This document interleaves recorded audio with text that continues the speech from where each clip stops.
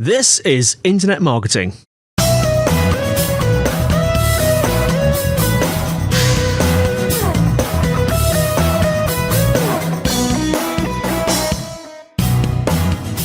Brought to you by Site Visibility at sitevisibility.co.uk. This is Internet Marketing. Now, before we start today, a bit of shameless self-promotion. As Site Visibility has recently published the Ultimate Content Promotion Guide.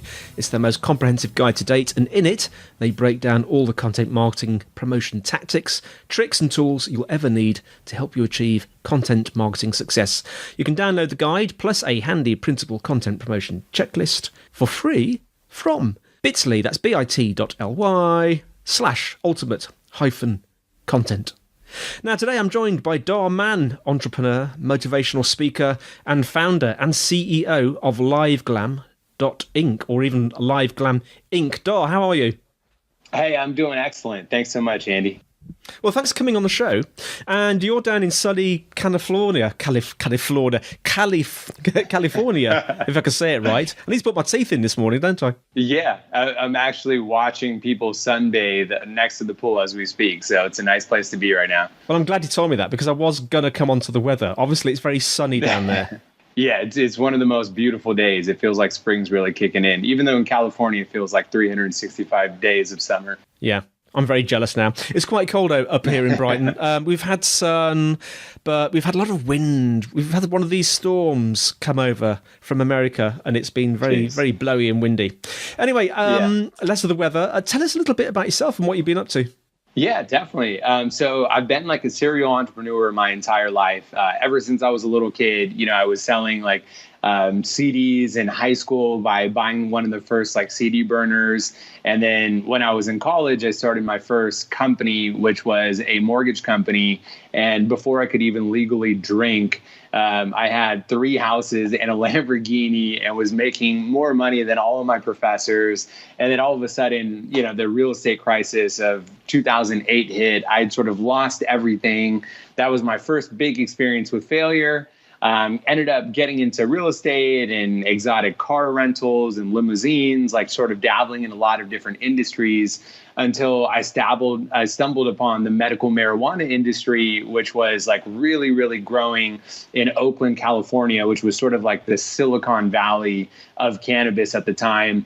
So I started the world's first franchise for medical marijuana superstores and was opening all over the country. Things were going great, and then ran into a lot of legal problems. So once again, sort of lost everything, had started over as an entrepreneur, celebrating my 30th birthday, completely broke with probably about $600 left in my bank account, and then used that to bootstrap my newest company, which is a beauty box subscription for makeup. So I went from marijuana to makeup, and then I used that $600 to create, we're now at $20 million a year in revenue within just 3 years. So yeah, it's been quite a journey. And then lately I've been creating a lot of content to help inspire other people that are going through tough times and trying to live their best life on how to bounce back from failure and to overcome it.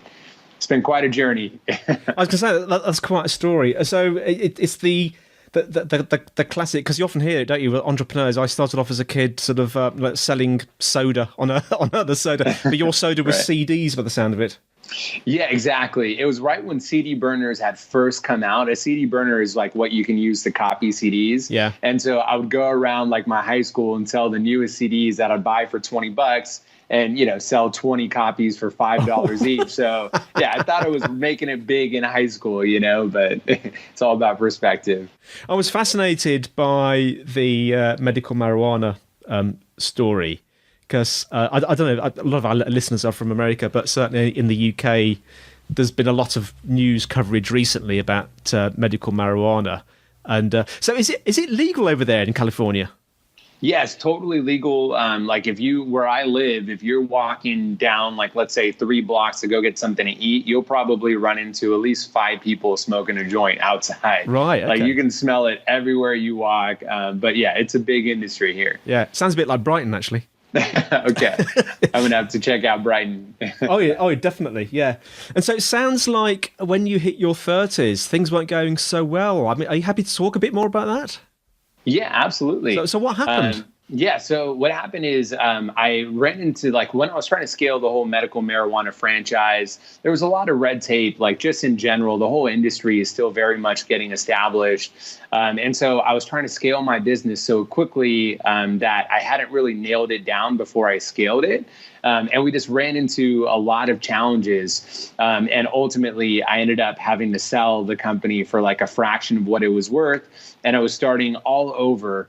I'd celebrated my 30th birthday, like not even able to afford the drinks that I was having at the bar that I was celebrating at. It was pretty embarrassing. And I was living in this tiny 250 square foot apartment that I was sharing with a roommate. And I was on the verge of having to move back in with my parents. And I come from an Indian household, and in our culture, that's one of the most embarrassing things for a middle-aged guy to have to move back in with his parents. Yeah. And so I'm basically at that stage of trying to figure out like any opportunity I can to stay back in Los Angeles. My parents were living in San Francisco. And I happened to be at this lunch one day, and I met this beauty influencer who was traveling all over the world and teaching these master classes for makeup. She was giving these makeup seminars, and people were paying like $400, $500 a ticket, and she was selling out in every country that she went to. And so I just floated the question. I said, hey, have you ever thought about taking the whole makeup school online? I'm sure you could reach a lot more people that way. And she looked at me and she said, no, actually, that's a great idea. I would love to do it, but I don't know how. And I just blurted, I can do it, even though I had no idea how. I knew absolutely nothing about makeup. I had never started an internet business like in my entire life. But it's sort of like necessity becomes a mother of invention. And for whatever reason, she must have liked my energy or my confidence or whatever. And she said, all right, let's do it. And then 4 weeks later, we ended up launching an online makeup school that I've just been scaling ever since. I'm glad you mentioned that, because I wanted to come on to that next, actually, because your earlier businesses, they were kind of pretty, if I'm not mistaken, they were pretty much sort of not that online, really, were they? I'm guessing. But the more recent one, the beauty business, that is. I was wondering if we could talk a bit more about that. Yeah, definitely. Which aspect? Yeah, well, it's specifically. I mean, you mentioned how it got started, and you also mentioned amusingly, but it's quite a common story that you didn't actually know how to. You didn't know much about the beauty business. I'm assuming you didn't know too much about putting things online either. Yeah, correct. And, I think that's really one of the major skill sets any entrepreneur needs to have, is just being able to roll with the punches and learn new things and adapt very quickly. Yeah. Like we pretty much rewrite our playbook almost every single month. A lot of people are like, what are your 3-year plans or your 5-year plans? Like every month we're pretty much starting over, because that's how quickly you have to learn how to adapt, especially with how short millennial and Gen Z attention span is. And so, switching from sort of the brick and mortar to online, it was an interesting transition. I realized right away that I liked online sales much better. Brick and mortar just requires a physical presence and having to be there all the time. With an online business, I could work out of my living room, or pretty much, even as I travel, I could travel the whole world and be scaling a business just from my cell phone. So yeah, the transition was an amazing one. And what I sort of knew right away, especially when I moved to Los Angeles, was the power of social media influence. I think that's what really shaped my worldview and helped me realize sort of where the big opportunities were. Like when you come to Los Angeles, it's not the celebrities that have, celebrities obviously have a lot of clout, but really the new celebrity is the social media influencer. Like these people have millions of followers. They're getting hundreds of thousands of likes per photo and tens of thousands of comments. Anything they promote or put their name on like sells out within a matter of minutes. And even, if you go anywhere in LA, like you run into social media influencers that have big fan bases and they just have a lot of clout. So I knew right away I wanted to do something around social media influence. So that kind of laid the groundwork as to the transition to an online business. I would imagine we've got quite a lot of listeners Dhar, who might be in that sort of transition phase. They might have a more traditional business. They're looking to put it online. Just thinking back to those early days when you were getting your beauty business going. I mean, if one of those listeners came up to you and just said, "Oh, what are the main things I need to think about moving this business online?" What would you say to them? Yeah, definitely. I mean, first, you got to make sure that, the business itself makes sense as an online business. For me, like I wanted to do something around subscription specifically. I just love the aspect of sort of being able to not having to hunt for your meal every single month and having some sort of predictive revenue streams. So there's so many tools that exist today to be able to create an online business. Like it's the easiest time than ever before with platforms, like Shopify or WooCommerce that lets you power up a website literally within minutes. So it's easier than ever before. And there's so many experts, like pretty much anybody that you could hire that's graduating, today knows how to create a website and start selling online. So I would say right now, really foster the power of social media influence, because that's what's really the future that's driving marketing. Now, Dhar, you mentioned about something that I think is very, very well. We all know it's very, very powerful, and that's the power of social media and influencers. What tips would you give our listeners who are looking to tap into that maybe aren't doing it at the moment? Where's a good place to start? Yeah, definitely. And the first place to start is, with your product itself. Certain products just don't make sense for social media influencers to promote. So make sure that you've got a product offering that makes sense. And then second, start to think about who are the key influencers in your space, in your industry. And usually it's people that you're already aware of. And so start to follow those people, understand what they care about, and then approach it just like you would to court your girlfriend or a boyfriend on Valentine's Day. Like try to build long-term relationships and do things that, understand what that person cares about and figure out where you could provide value for that person. Because that's what's going to ultimately be able to create the relationship. Like going back to the story of when I met the beauty influencer who was selling out all these makeup classes all over the world, I right away came up with the idea of, hey, I can create an online makeup school for you so you can reach a greater audience. So my pitch to her was that I can provide her with more value and be able to, increase her revenue and reach more students. So I get so many messages from people that are just like, hey, I'd love to take you out for coffee, or I'd love to pick your brain. Like I get so many of those messages, but as a social media influencer myself, it's like, okay, well, I get those, those messages are a dime a dozen. What kind of value are you providing to me? So if you focus on what you can do for that person, build a long-term relationship, and it's really about persistence.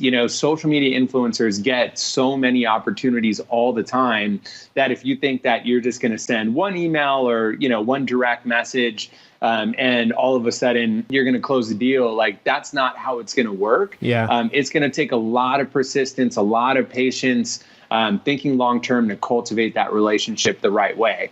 But if you do so, the opportunity is enormous. I mean, it's really helped my business scale. As a subscription, we've been able to add 5,000 to 10,000 new paying members within a 24-hour period just because of the right influencer activation that we've done. So if you can pull it off, the opportunity is incredible. Yeah. I want to talk a little bit about mental attitude, Dhar, because you mentioned this earlier. You mentioned that in the early days of LiveGlam, and I'm sure this is also very relevant to when you went through your harder times. What would you say to someone that's experiencing kind of a lot of sort of difficult times, a lot of failure? What would you say to them?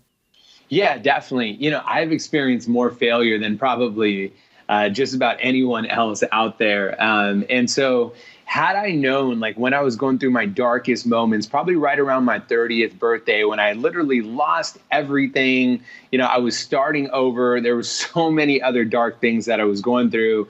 But had I known that I was about to find this huge opportunity right around the corner, like literally within a matter of, a day, my life totally changed and transformed. So first and foremost, like keep your head up, because seriously, opportunity can come when you least expect it.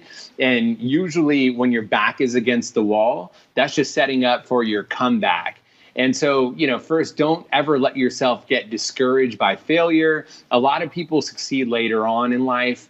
And we just put this immense pressure on ourselves. Like, we've got to, succeed today. We've got to make it big today. I've got to come up with that big idea.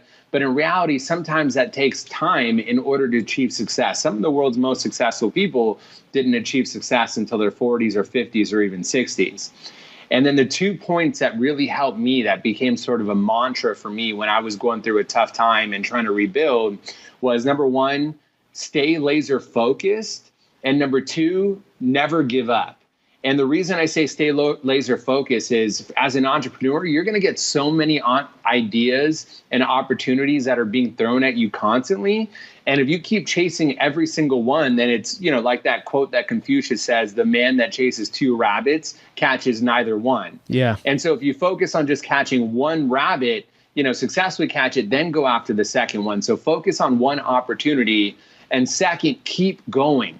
Like, taking punches comes with just the path of being an entrepreneur. That's what you're signing up for. And there's so many times that in my life, I felt defeated, like this was the end, I'm never going to bounce back.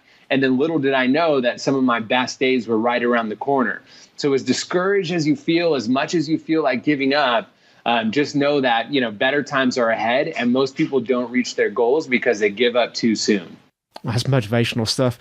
Can we talk a little bit about, because you mentioned that more recently you've been making a lot of content, and I'm assuming that, is that just video content, or will you be making other content as well?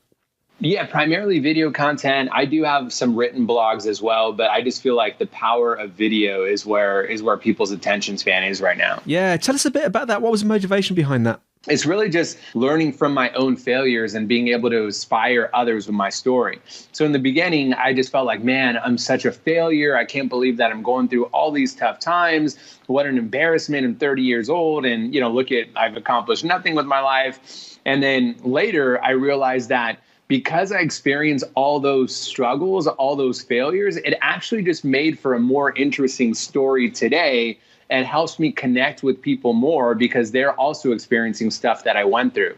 So, I just realized that your struggle today becomes your story tomorrow. Yeah. And so I started putting out videos about 8 months ago to just show real situations that people go through and giving advice. And I've been able to get over, I think I just reached 500 million views.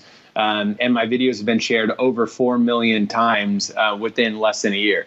That's fantastic. And we'll put some links in the show notes so you can see those. Well, Dhar, thanks so much for coming on. How can our listeners find out more about you and more about LiveGlam? Yeah, exactly. If you just look me up, Dhar Mann, DharMann, right away, you can see my story and links to my social media. And LiveGlam is on Instagram, it's on Facebook, it's on YouTube. It's LiveGlam. Well, thanks for listening, everyone. The show notes will be in the usual place, sitevisibility.co.uk/IM podcast. If you're enjoying the show, please leave us a review. That would be good. Questions and suggestions, the email is podcast@sitevisibility.co.uk. You can tweet at Site Visibility. Remember, we have a Site Visibility group on LinkedIn. That's all from me, Andy. And it's all from Dhar. Thank you so much, Andy. Really appreciate you having me on the show. And thanks for coming on, Dhar. Thanks a lot. And we'll see you next time on Internet Marketing.